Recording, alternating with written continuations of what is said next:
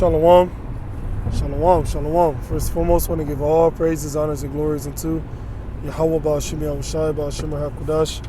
Double honors to my apostles and elders of Great Millstone. They're doing it well.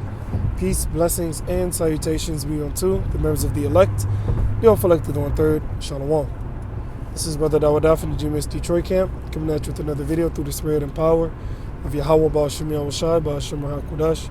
Today I want to do another video, going in on the whole topic, or rather a comment posted underneath the Elder Apostle Raha's video, which there was an individual that asked, why did the Most High, subject us to sin? Why did the Most High program us being the nation of Israel, why did the Most High program us to go off?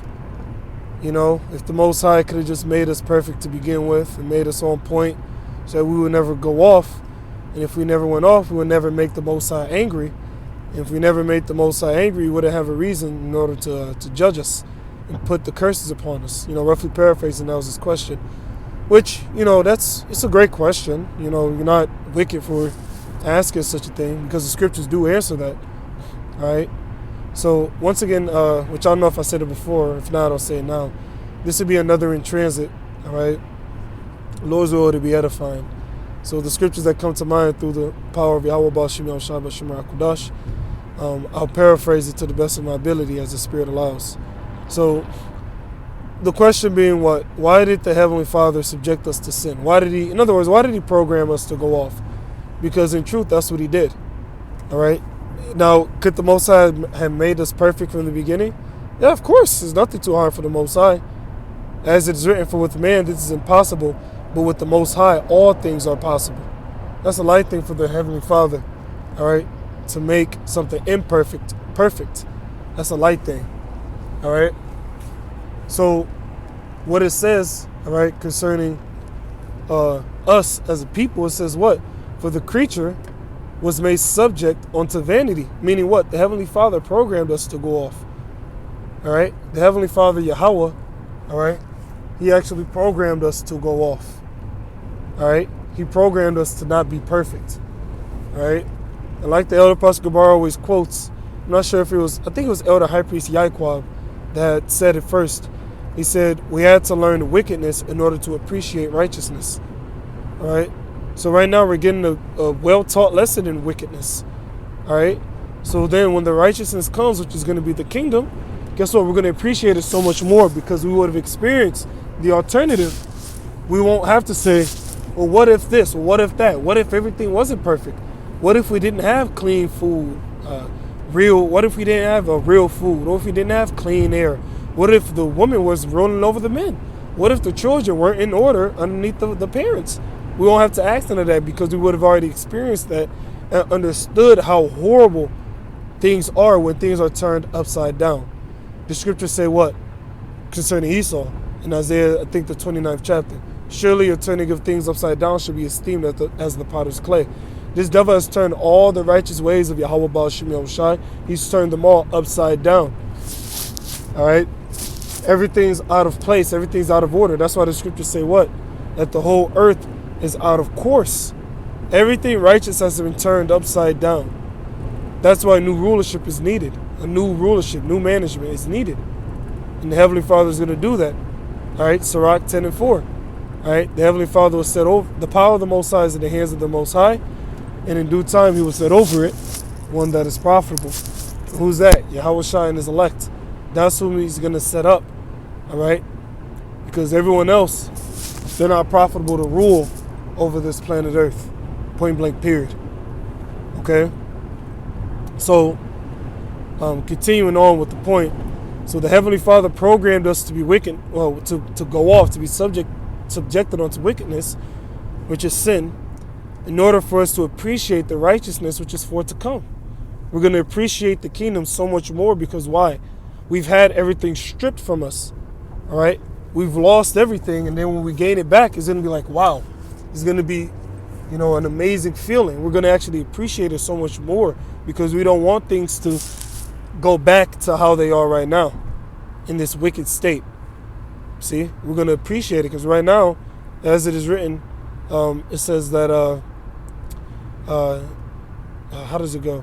them that sigh and that cry. That's what brothers are doing. Brothers are sighing and crying because of the oppression, man, because of this wickedness that's going on round about us. Just like how Lot, he was vexed with the filthy conversation of the wicked, all right, which were at that time those Hamites. But now we're vexed with all these wicked individuals that are round about us, involved in all types of madness, you know. So we're praying that Yahweh Shem Yahushua destroys this place and brings about the kingdom, because we've experienced how bad it gets when Yahweh Shem Yahushua, all right, allows wickedness to prosper. All right, when he gives the wicked, which is Esau, pursuant to Malachi 1:4, when he gives them the green light in order to rule, we've seen how horrible it is, man. Woman over men, men wanting to be women, women wanting to be men, women having to work, all right, children rebelling against the parents, whoredom, all right, you got pimps out here, all right. You have all types of madness, a devalued monetary system, you know. You got concrete, GMO foods, chemtrails, so on and so forth. Chemicals in the water, chemicals in the food, all right? The school system is a joke, all right? So on and so forth. All right? The list goes on and on. See, so we would have already experienced all that. But then when the kingdom comes, that's when all that's going to be put to a stop. That's why the scriptures say that the Heavenly Father will wipe away all tears from our eyes. Because right now, when we actually think about these different things, problems that we're going through, all right, problems that we even have gone through in the past, you know, sometimes we break tears, you know, we shed a few tears, but the Heavenly Father is going to wipe away all those tears from off our eyes. No more sorrow, no more oppression, and no more death. We're not even going to die anymore.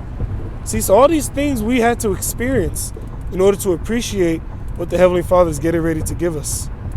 All right, so that's one reason why the Heavenly Father, all right, subjected us onto, you know, sin, you know, allowed us to be able to sin, you know, because he could have easily have programmed us to be righteous.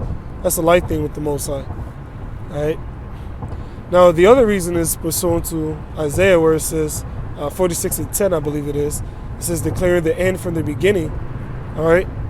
And from the ancient times, things that are not yet done, saying, my counsel shall stand, and I will do all my pleasure. Meaning what? The Heavenly Father, this is his movie. The Heavenly Father, all right, the words of the Apostle Tahar, the Heavenly Father, Yahweh, he is the director on high, all right? He's the director on high. He's the one that's putting all these different events in motion, because that's how he wants this movie scene of his, which we call life, that's how he wants this movie to play out, all right? The Heavenly Father, that's how he wants the movie to go down. Within any movie that's a decent and solid movie, you always have what? You got the good guy, you got the bad guy. And then the good guy, you can never start the good guy being too strong. It doesn't make for a good story. All right, you cannot leave the good guy to be overly powered, all right, without having an adversary or an enemy that's able to appropriately challenge him. See, so that's what the Heavenly Father did with us. He made us strong, then he stripped us of our power, all right, and then he left us like that for a while, but then now he's bringing us back to power, all right, beginning with through this knowledge of truth, and eventually when he changes the bodies of the elect. See, so all this, all right, that we see going on round about us, why did the Most High subject us to sin? Because that was part of his movie. It's part of his movie. And we've seen many different movies take on the same story, all right? Like you have Superman. There's a point where Superman ends up losing his power, and then he gets his power back. Hey, Thor, within the Thor movie, Thor lost his power. His father took away Thor's power because Thor was too proud. He was too proud. So Thor, his father, Odin, in the movie at least, he humbled him, which is all fiction. It's all BS. They stole that straight from the scriptures. But anyways, his father stripped him of his power, and he had to live like a regular man. You know, then he had to experience what it was to lose your power. And then eventually, at the end, what happened? He ends up getting his power back. That's how the Most High is going to do us. You know, they steal everything from the scriptures. See, so the point being that this is all part of the Heavenly Father's movie. All right, it's all part of the Heavenly Father's movie. All right? And once again, like the Elder Apostle Gabar always quotes, Elder High Priest Yaquab, I believe it was he whom said, we had to experience wickedness in order to appreciate righteousness, which makes all the sense in the world. That's why the scriptures say, and we look to new heavens and a new earth wherein dwelleth righteousness. Why? Because righteousness isn't dwelling upon this planet Earth right now. And then if it were, then guess what? Why would we have to look forward to righteousness to come if righteousness was already thriving upon the earth? See? Wickedness is thriving right now. That's why we want righteousness in order to replace this wicked world. You see? So, on the one hand, this is all part of the Heavenly Father's movie. That's how he wanted it to go down. That's how you make a great story. Alright? If your good guy starts off strong, he has to eventually get weakened. Alright? That's why they gave Superman kryptonite, in order to weaken him. Then they gave him a villain, alright, to fight against him that's strong enough to defeat him. See? Why? Because you got to keep the story interesting. That's how the Heavenly Father did us. It's no difference. That's the Heavenly Father. He's the director on high. Alright? So, on the one hand, alright, this is the Most High's movie. On the other hand, we had to experience this in order to appreciate the righteousness for it to come. So those are two reasons as to why Yahweh Ba'ashem Yahushua subjected us onto wickedness. Allowed us to go through that. And another reason is to show balance. Proverbs 11:1. A false balance is an abomination before Yahweh Ba'ashem Yahushua, but a just weight is his delight. So what did the Heavenly Father Yahweh do? Alright? He allowed us to experience wickedness, to go off, to sin, to die. And then in the kingdom, he's going to flip the script. He's going to do the direct opposite. Alright? Make it impossible for us to sin, make it impossible for us to die, and make us totally righteous. You see? So the Heavenly Father, he's going to, fulfill his word. And ultimately he's a balanced power. So in as much as we're suffering right now, going through wickedness and being subject to sin, in the kingdom we're going to be subjected unto righteousness and be incapable of sinning. So that's just a few reasons scripturally, all right, which there's so many more that could be brought up, so many different scriptures that could be hit concerning that. But that's just a few that came to my mind. So Lord's will, this video was edifying to the elect. I want to give all praises, honors, and glories unto Yahweh Ba'ashem Yahushua, Ba'ashem HaKadosh. Honors to my apostles and elders of Great Millstone that doing you well. Peace, blessings, and salutations be unto the members of the elect. The elect of the 1/3. With that being said, Shalom. Barak Akim, the feast, Shalom.